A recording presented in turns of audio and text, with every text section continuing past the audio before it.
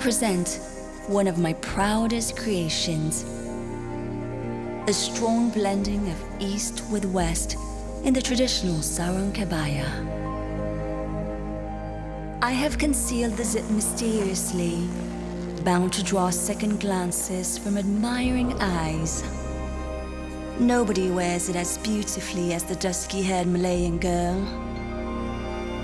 If the Spanish can afford to be flamboyant, why not we, who have even sunnier skies and as vivid complexions?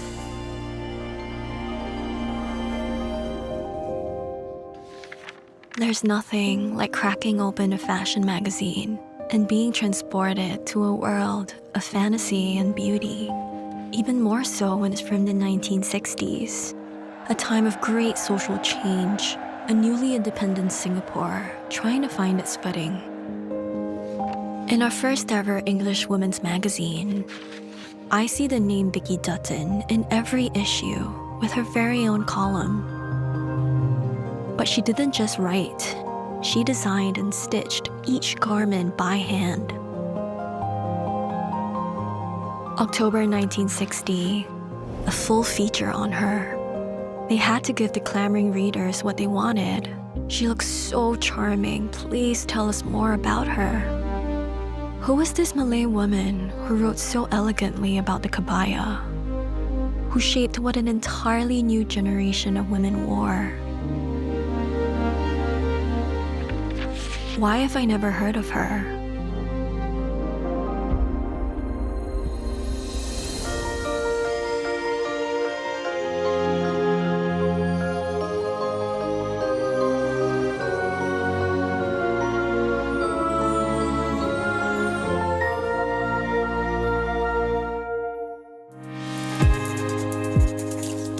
A much younger version of me did her very first internship at a fashion magazine. Life took me elsewhere, but fashion was my first love. A piece of clothing made, worn, and photographed a certain way could still make me catch my breath. So I wanted to know more about how this forgotten woman did what she did. Find the people who could tell me more about her, maybe even help bring her back. The people living the life I could have lived if I had followed through with fashion.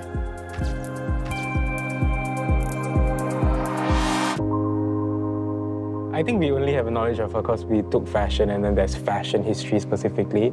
I think people don't have knowledge because fashion has never been part of Singapore's history. Or recorded. Yeah. I mean, it's stuck in the archives. Yeah. She's way ahead of time. You know, mixing cultural differences into one costume. For example, she mixes sari and kebaya together. In that era for her, I think it was liberating because, you know, as a Malay woman, Malay women in general, there's not much light shed on us for this community. And for her to create these pieces, I think it's so cool. To learn about someone who did designs in Paris and London when she was at her height of her career, I think that was quite interesting to me. I think fashion in general is a very difficult industry to thrive in because you need like a lot of money and contacts to succeed. Yeah. So why did all of you choose fashion?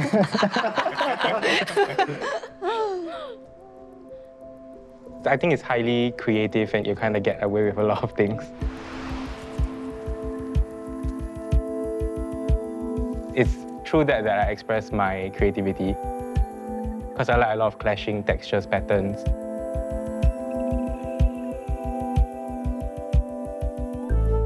When I was young, my parents keep telling me, you know, your grandma is a seamstress. She made our clothes for Hari Raya.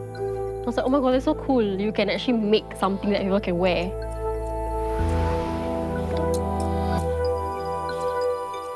When you sketch it and then it being done is so satisfying. Yeah. You're connected to it. And you just want to see all your creation come to life. And on a person. In a sense, you develop a sort of relationship to your designs. Yeah. I photographed a series of 30 Malay individuals. I made them pick 4 outfits that describe their style. through that, we can see how the Malay identity is constantly adapting to certain environments. So fashion is self-expression. Yeah. You know, Malay fashion designers are stereotyped. If you design dresses, then you are like doing like a bridal fashion rather than for the runway. I mean, if you don't have anyone to look up to, then just do it yourself, lor. I mean, for Vickie Dutton, she was the first, and I mean, she did like her own things, like her way. Do you think if we saw her in contemporary fashion imagery, would you want to photograph someone like her today? Yeah, definitely, she will be an interesting character, like a TikToker. TikTok but with glamour. Yeah. I think it's a great opportunity for me to express her and my work together. And so birthed forth the idea to imagine Vickie Dutton's life in a fashion spread, to walk in her footsteps, to understand her. With a bit of caution as well, because you're sort of retelling someone's life in a few pictures. But we needed materials beyond these magazines to do this. Was there anyone alive who could tell us about this forgotten woman, who would have been 100 years old today?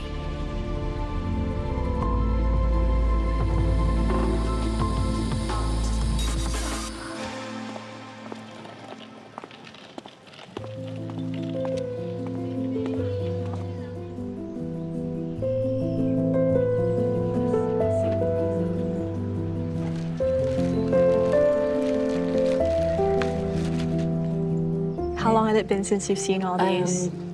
The night that I packed them for you, that was the time that I actually went through it. It was your first time? It looking- was. Oh, this is you. Yeah, that's Oh my me. gosh. So that's When the I was same in my dress. 20s. Yes. Moni, my granddaughter, wearing one of my creations of Chinese dragon wound around the body with embroidery, made on white shark skin cheongsam with green dragon symbol of good luck. I designed for Chinese New Year fashion show at Raffles Hotel. Wow.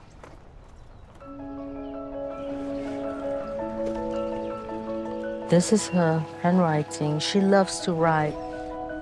I was born 70 years ago in Perak, Malaysia.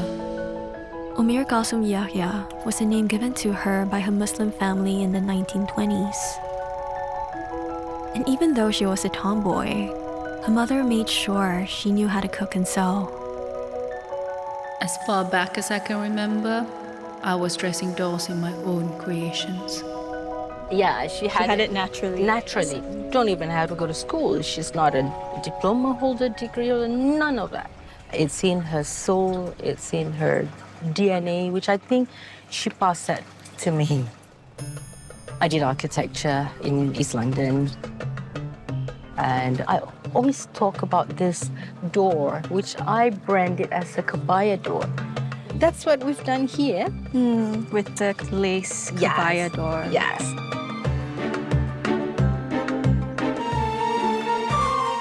The power of a woman. The power woman. Women participation to the world, a small part politically, but a big part physically. Did she type this? Yes. And she had this write-up about how women should not really be portrayed as someone that should just be at home and to take care of the family. Because she felt that women, we're equally as important as the men. Beauty, She has learned poise, to show and herself self-respect despite are forgotten gone about. now. It was incredible. Pages upon pages of Vickie's life. Here was the material we were looking for to build a fashion spread. She did so much writing. It's almost like she wanted to do something with it. She wants to share her life story with others. She has always talked about, one day maybe people will do a movie on me. Sorry. A little bit emotional. Sorry. No, it's okay.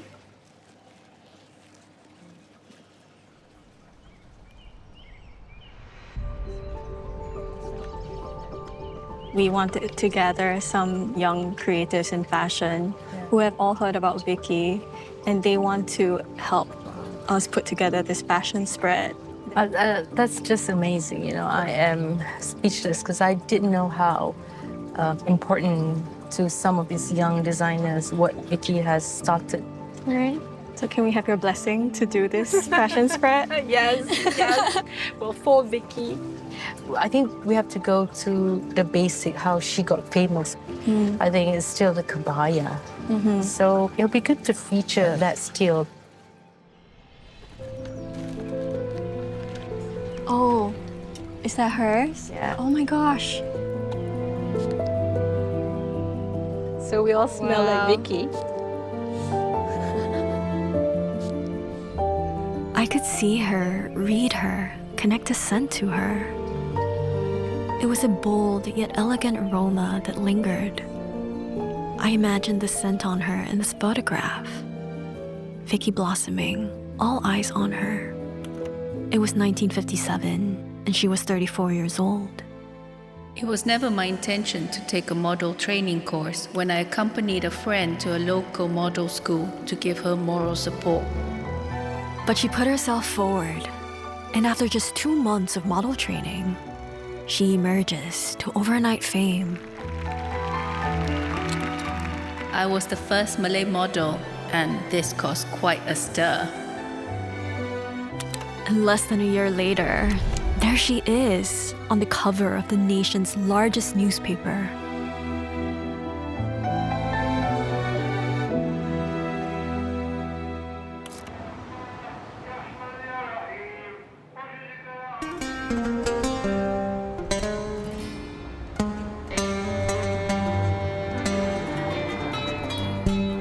I really love this. This is always my inspiration, the red kabaya. It can be very sexy yet mysterious. Yeah. Red does give attention. During that time, women, they've always been second in everything. So when you have the attention, you bring up your point. Like, look at me. Look like, at me, yes. Listen yes, to me. Listen to me. I need equality, you know. It's almost like we still see traces of her in like modern Yes. kabayas. I can see that she have traveled a lot. I can see haute couture, like the Dior cinch waist here. Right. She represents, I go to the other one, I bring it here. It's up to you. She innovated. Yeah, she on innovated. the kabaya. Yeah. Kabaya have been with us for many, many years. In the beginning, it's a very modest attire, just to cover the body of the woman. So they used to wear like a batik sarong, which is a 2-meter cloth, and wrap it around. She said, okay, I'll put a zip. I think it's quite brilliant. We need to go to work. We need to do housework. We need to take care of the children. It makes our life easier. Just a zipper, and it opened women up to a world of possibilities. I grew up here, but it's my first time wearing a kabaya. And I feel myself entering Vickie's world and the worlds of the millions of women who've worn this. Beautiful. What used to be a long Middle Eastern robe that centuries ago traversed the Arab trading routes to Southeast Asia. Its various forms still being reshaped by women like Vickie.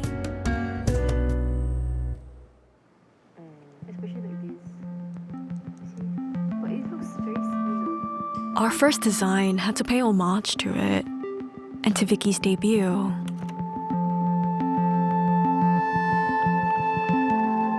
I want to incorporate the kabaya, the V-neck. You know, kabaya has the flap, right? You know, this type of silhouette. You're not really incorporating too much of the traditional elements of the kabaya, so it has a balance of it. You get the vision, right? Yeah, I get a vision. What do you think of what she's wearing? I don't know if in her time this was a risky outfit, but I think the garments then wasn't as conservative as it is now, especially for a Malay woman. You would see already in the fashion magazines that were available then tight-fitting and low neckline on Malay Muslim women in Singapore. In the 60s, the numbers of women being involved in the labor force can really be seen. And to be able to bring in income for oneself, it also opened up, in that sense, the world. So people will find this style of dressing that makes me a little bit more modern than you. When did that change? The ideas were coming in, from Saudi Arabia. I mean, there was also Islamic reformism that was going on already in the late 70s, coming to Southeast Asia in the 80s. This notion of modesty in terms of what you wear. What does it mean to be a modest Muslim woman? The different time periods and contexts are important to take into account.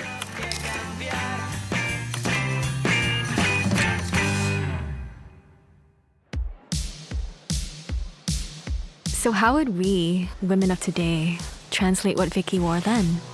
We want to find a taffeta fabric for the side panel, like a ball gown, but we cannot find the color.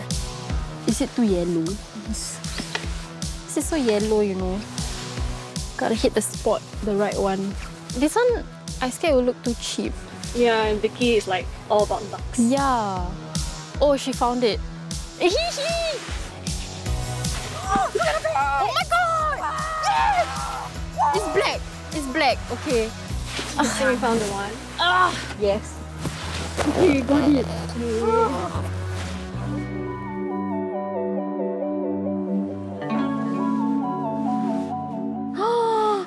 Look, it's so luxe. It matches our vision. Yeah.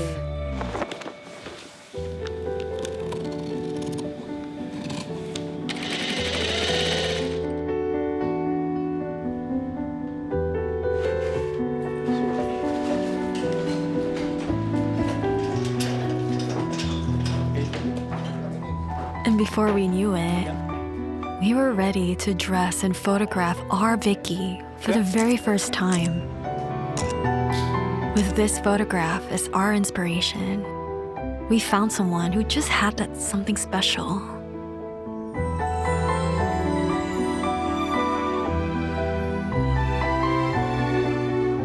I hadn't really known about many Malay models growing up. It was usually always just white models or East Asian faces. So there weren't a lot of people that I could look up to for posing or how to soft angle myself on camera.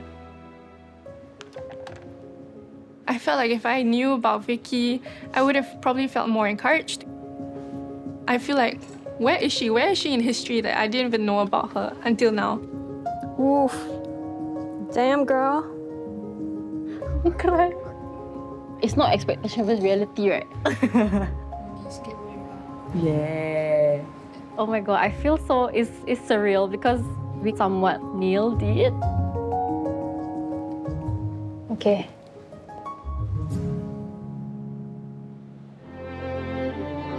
So here we are at the very first image of our spread, the start of our story. How are we gonna get Vickie's spirit right? But through our own lens. Outwards a bit, the front leg. No, to the right. Yeah. Yes, like this. She was definitely giving fierce, strong energy, confidence. Yep, that's nice. So I'm just gonna try and put parts of myself into it. She's embracing the glamour and the attention that was given to her. Which is why we introduced the TV screens and the idea of self-image.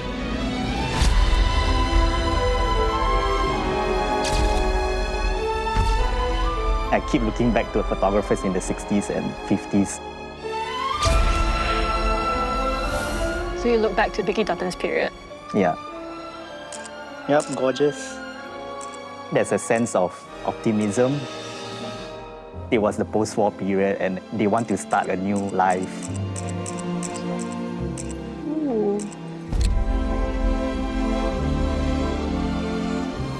Vickie started a whole new life and career in 1957, and she went on to inspire even more to come out of their shell, opening a modeling school for young women. Yep, that's nice. But what made her put herself forward for something she said she had no intention of doing before? Was it something or someone?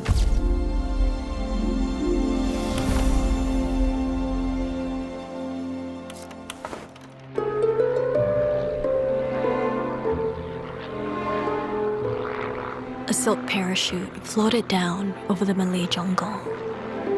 Gripping the harness was a young British agent who was to bring a first romance to the life of a Malay girl. I was working as a manageress of an amusement park. It was there that I met my husband-to-be. Before meeting Danny, I had not known what it was like to be in love.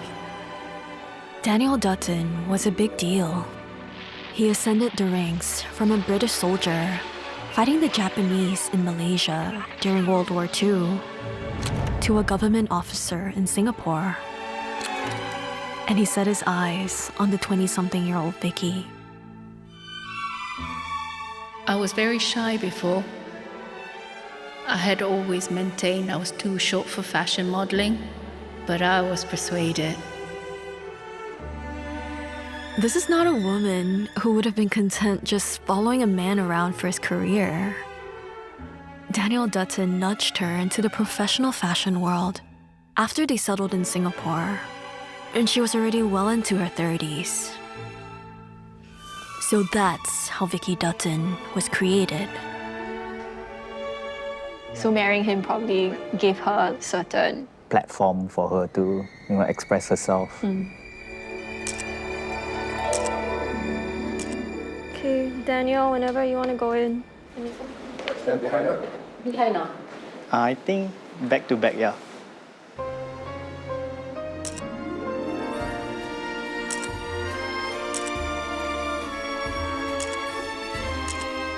I actually joined modeling because my boyfriend encouraged me to.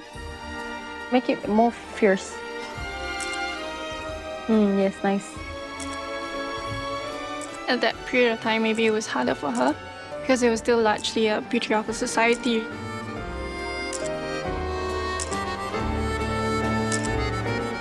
I feel she looks like the supporting character here. Yeah. I mean, the original image, they were one Yeah. behind, one in front, right? Yeah. Daniel stood behind her. He let her shine. She was too radiant to be contained, and we needed to capture that. I'm just wondering to make him look more like the supporting character. Okay, gonna try this. I think let's keep behind.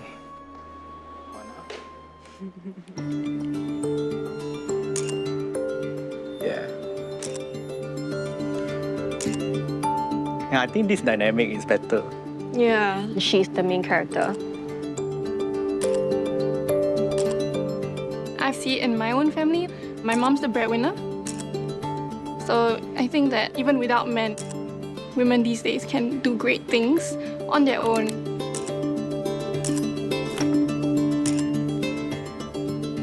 Look at the face. Wow. Stunning. We see them connected, but independent. She did her thing and he did his. And they looked out together towards their future as equals.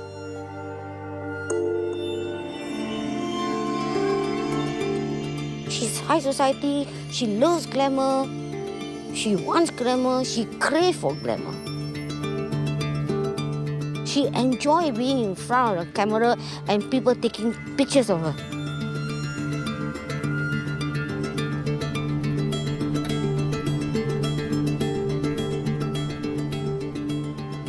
My aunties used to tell me that, Feline, this is your grandfather. You must understand the story. My granddad is not Danny. My granddad is this one. This photo, she's about 18, 19 years old, I think. Or maximum, she's 20 years old. So she was matchmade with my grandfather. She got married at the age of 13. 13? To him, to my grandfather. Oh my goodness. So she was like barely a... Yeah, she's like still a child. She was a child? Yeah. So it was like, you can call it a forced marriage lah. She told me that she resented being married at such a young age. So she was not a willing bride. Vickie had a whole other life before Danny. She married a man she had no feelings for, which ended in divorce. But not before she assumed a role often assigned to us women. Vickie had 2 children. Yeah. Only 2 children. One is Muharif. This is my uncle. Muharif? Yeah. And this one is Muhalid, which is my dad. So Vickie had kids before she met? Before she met Danny. How old was she when she gave birth? I think maybe 15. She loved dolls. She was saying that she gave the baby to the nurse and she said, I don't want this one. I want my doll. Right. But Vickie actually, what I understand of her, she is very ambitious since young. Even after the wedding, after the children come out, she still studied. She got plans, ideas. She's very ambitious. So she wasn't your typical housewife? Oh, no. This is her house. This is Vickie's house? Vickie's house at number 1 Tampines Road. I lived there when I was small. It's a bungalow house with land, and we have a koi pond. Very nice, beautiful house. She got all the high society people. A lot of those people who go mingle around, rich. Socialize. Yeah, those type. During that time in Singapore, she was a top model. So if she has guests, we are not allowed to show her face. She doesn't want to get associated that she's a grandma because it doesn't sound right. So we have to call her Nanny. When it comes to her craft and her passion, she is one woman that is very aggressive in pursuing what she wants. She wanted to be a model, right? And she wanted to start fashion school. She got it. And during that time, in the 1960s, it's not easy to start this kind of thing. I respect that she has this tenacity to go through her dreams. Of course, the behind the scenes people doesn't know. There's a different tint to these pictures now. Her beautifully dressed, even when she was just at home, hiding an internal battle. The choice a woman has to make between a career or a family. The judgment mothers face for putting one over the other. And the struggle of trying to do both.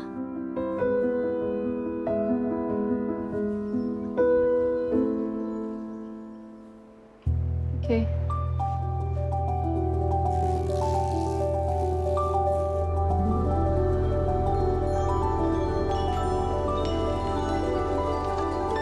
This just represents the beginning of her life. We are trying to recreate a separation from her reality and her dream. So it's almost like she doesn't belong here. She's always looking for something else, the light that she was always aiming towards. To me, orange is the color of hope. Can. Thank you.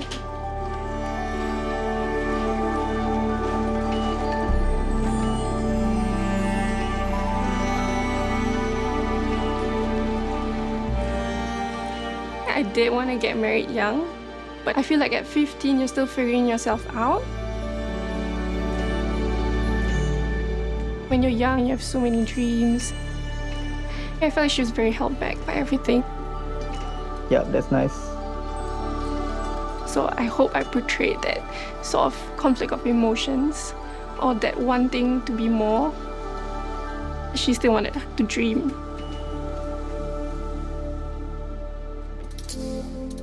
It's quite nice. Like you're bored. Yeah. Yeah, that's nice.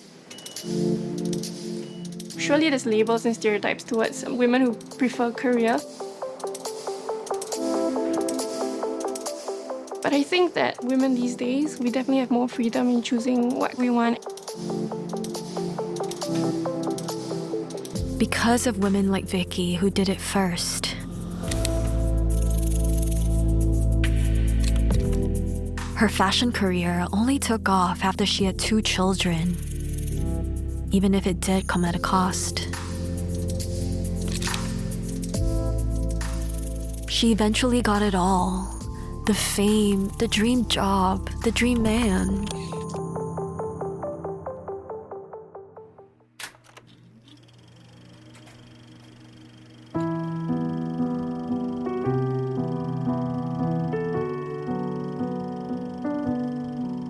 Vickie is very, very in love with Danny.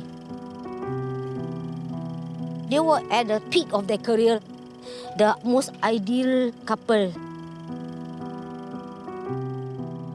Danny's ambition is more on reformation of gangsters. That is why she was working for the Pulau Senang prison for criminals who don't have anybody. I had an awful feeling that something would happen.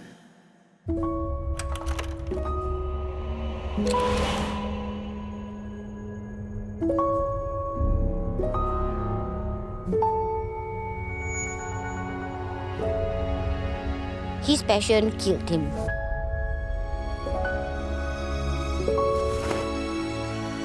Even at the grave, the cemetery, she couldn't stand.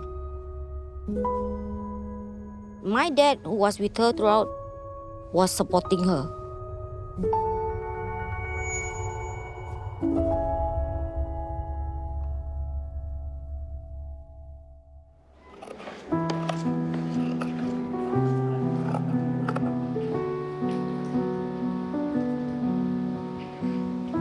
You know the story for this scene, right?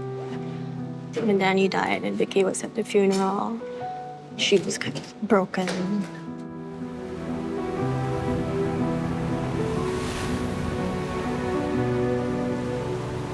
We constructed this idea of a beach with the color blue to represent the loss of her husband. On the fan. Okay, go. Yeah, that's nice. Okay, Irina, one more time. Yeah. Ready? Okay, go.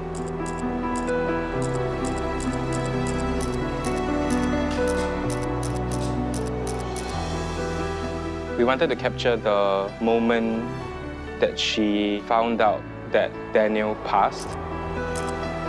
Like that stillness that catches you. A single wave splash backdrop that almost looks like Daniel's passing captured in blood. Yep, that's nice, Kalinsky. Her heroine's journey almost writes itself. With every monumental rise comes a fall. The person that helped make her Vickie Dutton suddenly no more. I was just thinking back to my own feelings of loss. My grandma was the one that took care of me, and she was someone who was really strong. And she suddenly passed because she had a stroke. It feels like your world was swept right under your feet. Someone you thought would still be there to go through life with you, suddenly gone. I feel like that must have been how Vickie felt when she was thinking of her husband as well. We lived for each other. I am going to give up my modeling and fashion designing.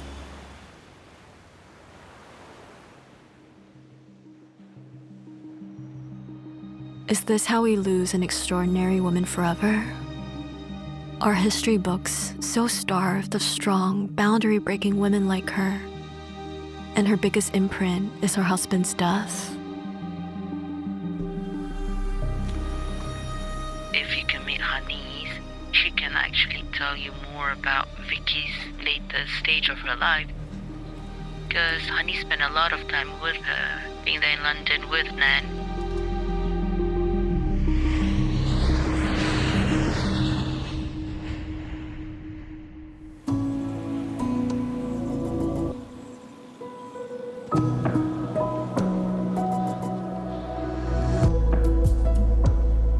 And this is her little note.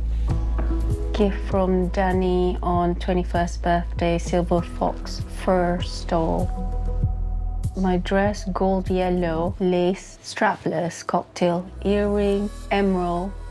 I love that she describes the colors. Yeah. So you can actually imagine it. That's so true, isn't it?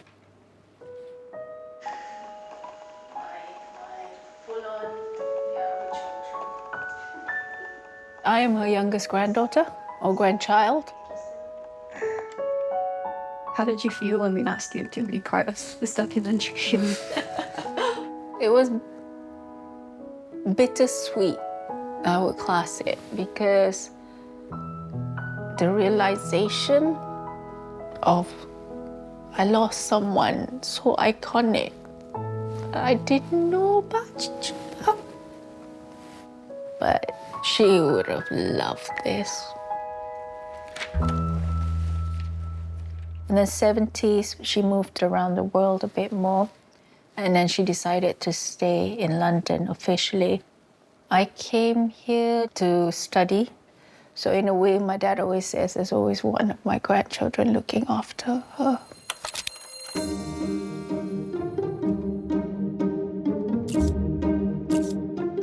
She was fun grandma. You can go and talk to her. You can confide in her. She's also a diva. Nothing shocks her. You can be as naughty as you want. Nothing shocks her. You can be whatever you want in London. Oh my gosh. Oh my gosh. Do you think she, in a way, came here to find that independence? Could be. I don't know. You kind of question because the devastation of Danny and moving away from that. I think had he lived, I think they would still be in Singapore.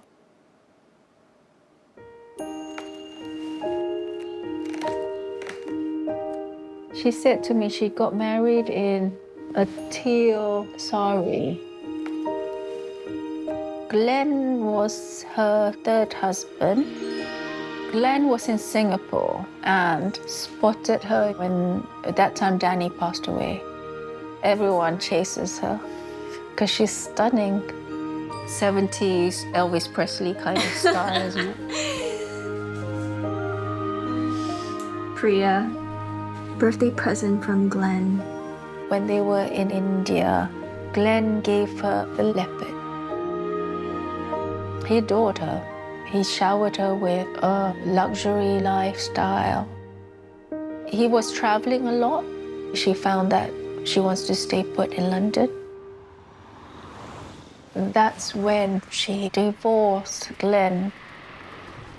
She realized that she needed to support herself. So she opened the newspaper, scanned through, and found a job. It was Selfridges. She can sell anything. Each of her husbands taught her something. Glenn was the one that taught her how to be a salesperson because she had that charm and that aura that commands you to look at her. And she would always be one of the highest ranking salesperson when she was at Harrods. So you can see here the posture, the confidence. Look at that. Yeah. She never married again.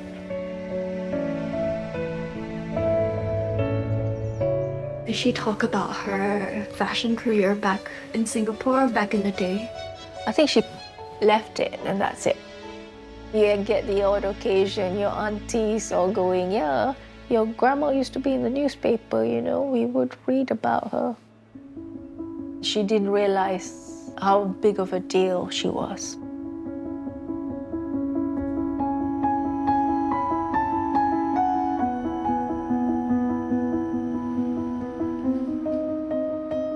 Towards her later years, she wore leopard print. One of the favorite morning. Oh my God.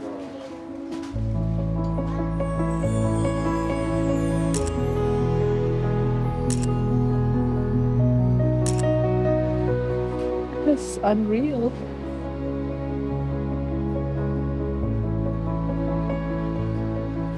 It's almost like having her around, you know?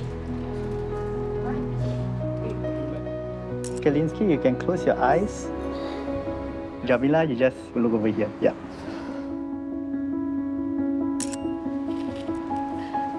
That looks so real.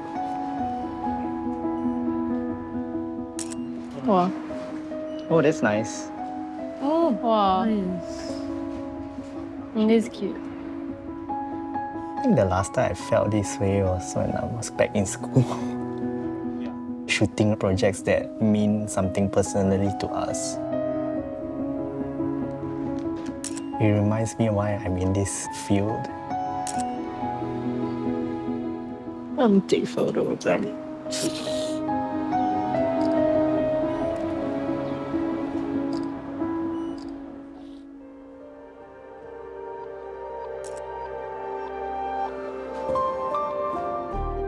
There's no other Vickie Dutton in this world. I'm very, very proud to be her daughter-in-law. And I miss her. Okay, Jamila, look over here. Yeah. That's nice. I used to model before, and I was younger.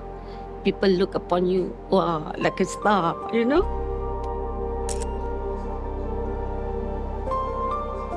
But when you are older, much older, then people don't really look at you, you know? But I'm okay.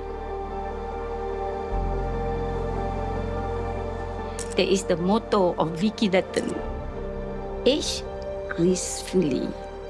I love that.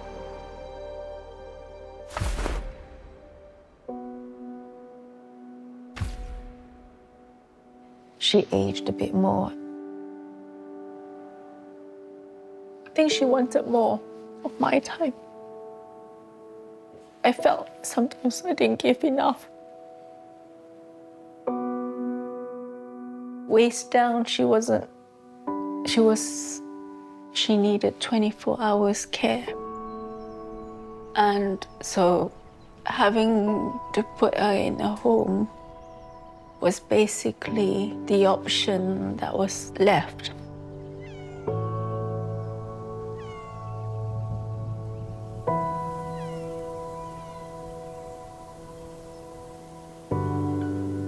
When she passed, I decided to put her Muslim name, Kalthum Yahya, on the plaque. When you see all her lifestyle, her bubbly character, you would think that religion doesn't matter to her, but it does. She's very proud that she's a Muslim, but modern Muslim. Very proud of it. I really want people to know her contribution, her design. I also want her to be remembered for 1950s, 1960s, where women empowerment in Asia started. Because for a person to be able to go through life, through all these stages of happiness, grief, independence, all the way till her late 90s, I think is one to be shouted for.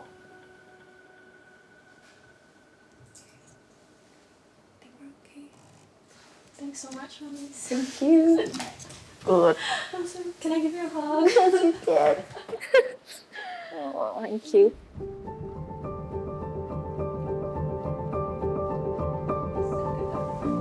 Vickie never did get to write her autobiography. We've merely cracked open and caught a glimpse of her untold legend. But in telling her story, maybe we were also writing our own.